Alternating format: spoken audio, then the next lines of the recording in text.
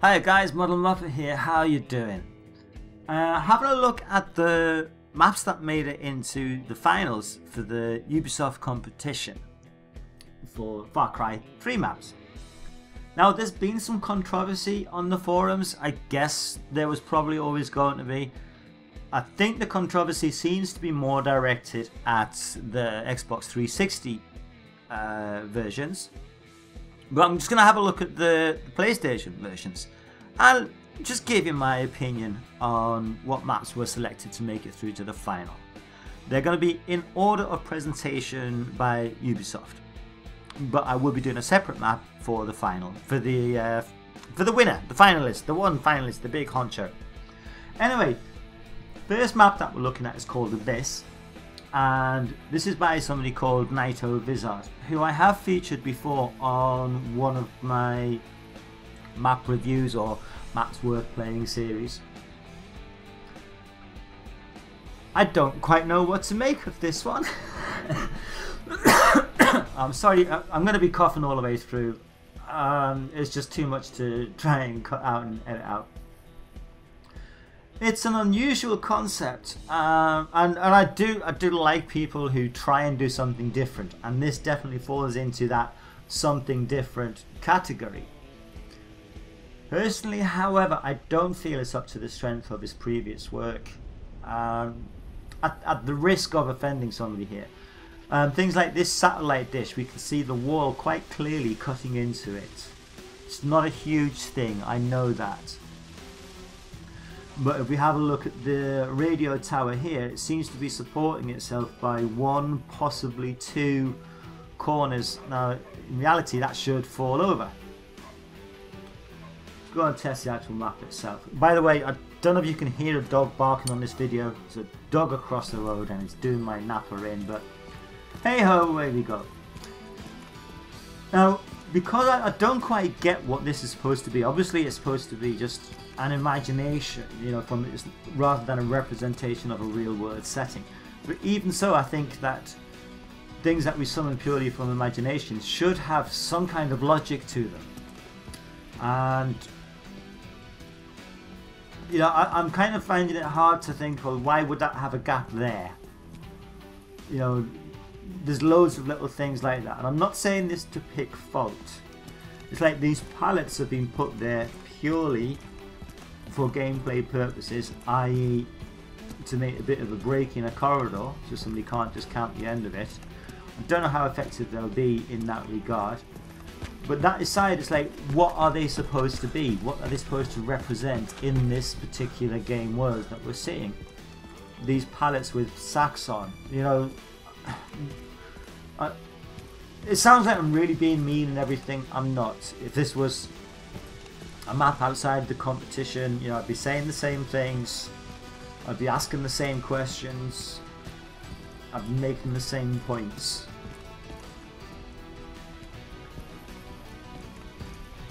If I was playing this, I'd just be in that realm of, you know what, I don't get it. And I'm sorry if that does sound mean, but I think that if a map is going to be in the finalists, it should really offer something quite outstanding. And at the risk of causing offence, which I certainly don't intend to, I don't think this is doing that. Now, of course, guys, if you disagree, say so. I am only offering my opinion. Next, we're having a look at OMR Mayday, and now I'll have to be straight up and admit the guy who made this map, Sabertooth, is an online friend of mine. I've known him for quite some time, so there may well be some bias here. But I have again featured this map previously, and it was me who recommended it for the competition. So yeah, me having saying some good stuff about this, it's riddled with bias, and I can't pretend otherwise. But I didn't just feature this map or offer it for the competition because Sabertooth is a friend of mine. I have a lot of friends who make maps that I don't throw into the spotlight and tell everyone, play this map, check this map out. This is just a very, very well done map. Everything from the layout of cover, from the way that natural elements are used for cover, the way that every single object within this map makes sense in the way that it is placed. Just little subtleties like that barrel that's lying on its side in the back of the van. The fire in the engines here on this aircraft. The aircraft nose has pushed up dirt as it's crashed. Excuse me again. Oh, I am dying. It might have Visit doesn't get his hands on me first. But I am dying. But I did, you know, everything about this map to me screams quality. You know, you can see the trail of destruction that the plane has left, cutting a swathe through the trees, crashing the buildings. We do have some nice stuff in there as well. We have the mine system. I don't think it adds huge amounts to it. It's well done, don't get me wrong, but I don't think it's required for this map. It doesn't harm the map, but it could have been taken out and the map would have still been just as good. I'll add Sabertooth to a list of people who won't speak to me again now. Now I know Saber can take critique of his maps, but this is really well done, and to my mind it definitely deserves a place in the final. No question about it. Okay, now we come to Stratus by J. Bursey, or Bursey or Bursby? J. Bursey 2. Again, I have featured one of his maps in my previous series, a map called Snowstorm. This is a very, very different affair. And this time, although it is again kind of like that first one, set in this almost otherworld kind of location, as a whole it makes just that little bit more sense to me. Whether that's because of the consoles and the lighting etc that have been thrown in, and it's going for that steampunk kind of feel to it. That's how I would sum it up anyway.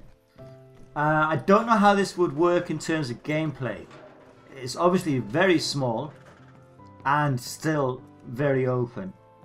It's either going to be extremely hectic and extreme amounts of fun, or it's going to be extremely hectic and extreme amounts of not fun. My criticism of it would be that there's some of the sort of capture points and objective modes, they're just too open. And that is not fun if you're the kind of player who likes to go and try and capture those. It's fun if you're the kind of player who likes to sit back and shoot people while they're doing it. But I don't think that it's quite as good a balance as I would like. But you know, with the ease of being able to take objectives and the risk of getting shot while doing so, I think that some of them will just end up not being captured and things will go to a stalemate a lot. Now again, I can be wrong. I am quite happy to admit that. The feel of it, you know, the actual kind of structure that it takes place on, 10 out of 10 for creativity. But I'm not too sure how well it would actually play out. So what do you think, guys? Do you agree with my assessment of the maps that we've seen? Or do you think that I'm talking out of my arse?